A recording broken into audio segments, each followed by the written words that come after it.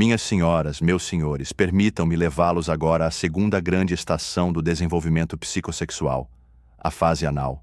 Se na fase oral a vida era boca, leite, presença e ausência, agora, na fase anal, a vida torna-se corpo, território, retenção e poder. Sim, poder, pois é aqui que a criança descobre algo fascinante, que ela possui algo que o outro deseja, e mais, que pode decidir quando entregar e quando recusar. O palco dessa descoberta não é a mente, é o corpo, mais precisamente, o ânus. Esse pequeno orifício, que até então era apenas uma passagem funcional, agora se torna o centro de uma experiência psíquica crucial. A criança, por volta dos 2 anos, entra em um momento em que começa a controlar voluntariamente os esfíncteres, e com isso, passa a experimentar um prazer novo, um prazer de domínio. Ela percebe que pode reter ou expulsar algo de si, e isso a fascina. Mas fascina também o outro, que agora entra em cena com exigências, expectativas, normas. Não pode fazer aqui. Tem que usar o penico. Tem que limpar direito. Você já é mocinho. Esse jogo de forças entre o desejo da criança e o desejo do outro estrutura aquilo que chamamos de fase anal. É a fase do meu, do não, do eu quero fazer sozinho, do é meu cocô. E reparem, esse cocô, que tanto escandaliza os adultos, é para a criança muito mais do que excremento. É um objeto precioso, é sua produção, sua primeira criação visível, que sai de dentro de si e pode ser ofertada, escondida, exibida, destruída. É por isso que a psicanálise sempre insistiu que as fezes têm valor simbólico. Elas representam o primeiro dom que o sujeito pode dar ao outro, e também a primeira coisa que ele pode reter como resistência. Ah, como os adultos se enganam ao tentar reduzir essa fase à pedagogia do banheiro. Vamos tirar a fralda, dizem eles com cronogramas, recompensas e punições. Mas não percebem que o que está em jogo não é apenas um hábito fisiológico, é uma estrutura de desejo. A criança não aprende apenas a controlar os esfíncteres. Ela aprende a lidar com a tensão entre impulso e proibição, entre prazer e regra, entre sujeira e limpeza. E como ela aprende isso?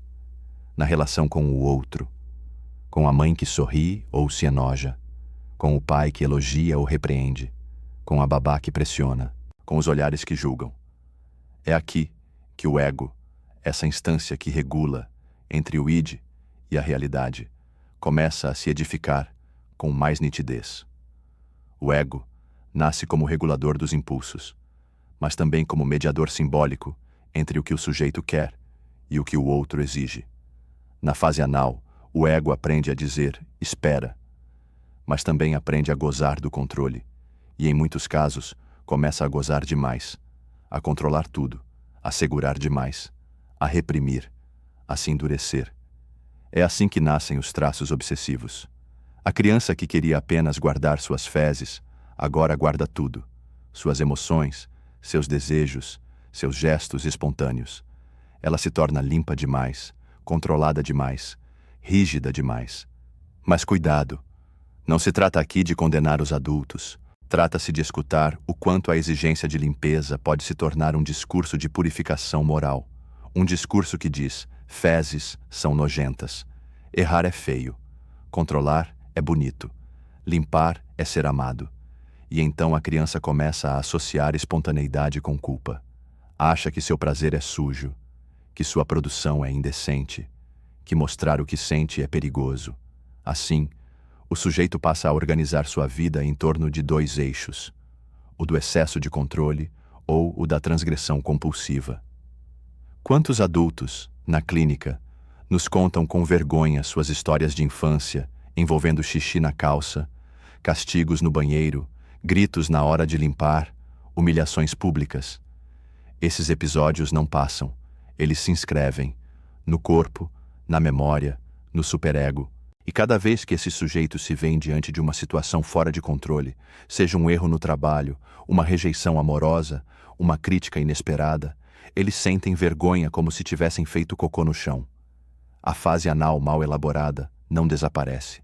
Ela se reencena, no perfeccionismo, na avareza, na rigidez de pensamento, na compulsão por limpeza, por simetria, por ordem, e também no oposto, na sujeira como protesto, no desleixo como afirmação, na recusa como única forma de identidade. Ah, meus amigos, como essa fase nos marca, a criança está dizendo: me deixem decidir o que sai de mim. Não me forcem a dar quando ainda não sei o que é meu. Me deixem controlar, mas não me façam acreditar que só serei amado se for limpo, controlado, funcional, porque a sujeira, para a criança, é vida, é cor, é cheiro, é gesto.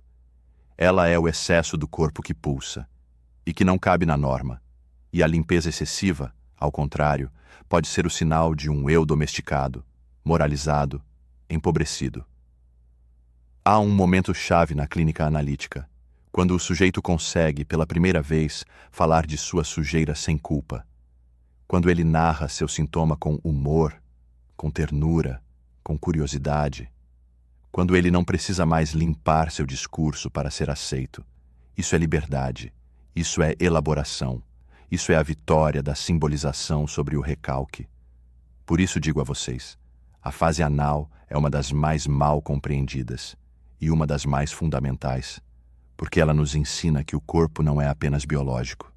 Ele é psíquico, simbólico, ético. Ele é o lugar onde decidimos o que entra e o que sai, o que damos e o que negamos, o que seguramos e o que, enfim, liberamos.